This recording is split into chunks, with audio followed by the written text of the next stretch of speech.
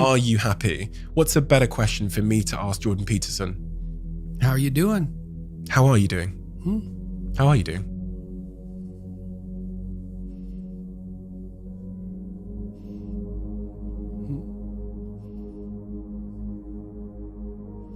Brilliantly and terribly.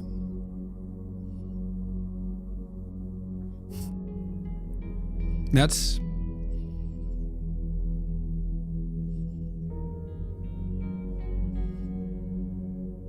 when you listen to a profound piece of music, one that sort of spans the whole emotional experience, it's not happy. Happy is elevator music, and probably you just shouldn't listen to that at all, right? And you think, why? Well, it's harmless, it's treacly, it's sweet, it's simple, it lacks depth, it's shallow, that's a problem.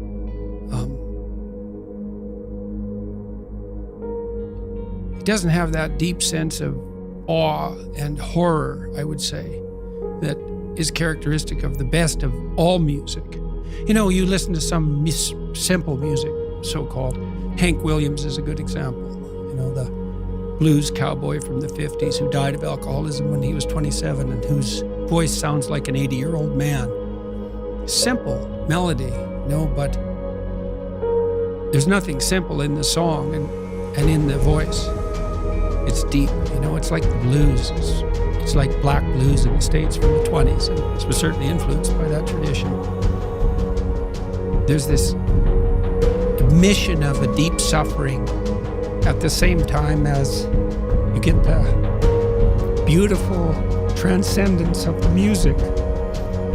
And that's meaning, that's awful in the most fundamental sense, but you need an antidote to suffering, and it has to be deep. Deep moves you tectonically, and it's not a trivial thing. But that's better than happiness. And maybe if you're lucky while you're pursuing that and while you're immersed in it, you get to be happy.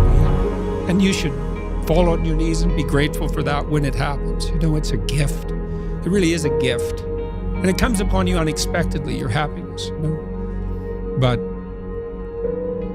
you aim to climb uphill to the highest peak you can possibly envision. And that's better than happiness.